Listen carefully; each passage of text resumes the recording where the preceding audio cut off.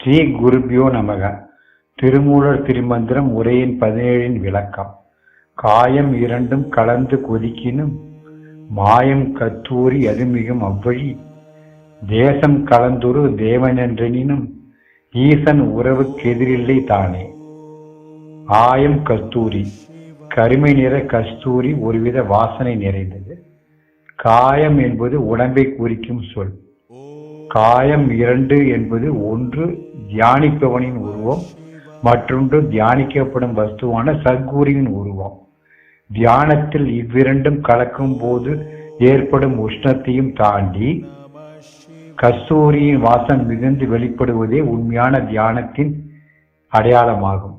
அவ்வாறு அந்த வாசனையை மிகுதியாக ஒருவர் தியானத்தில் பெரும் வழி எதுவெனில், எங்கும் பரவி உள்ள ஆகாயத்தால் கோர்க்கப்பட்டுள்ள பிரணவ சப்தத்தை தியானிப்பவர் தம் காயத்துள் விளங்கும் குருவின் உருவாக, அதாவது ஈசன் உறவாகவே எண்ணி தியானிக்கும் போது அக்கலவியின் கொதிப்பை விட ஆயம் கத்தூரியின் வாசனை மிக காணலாம்.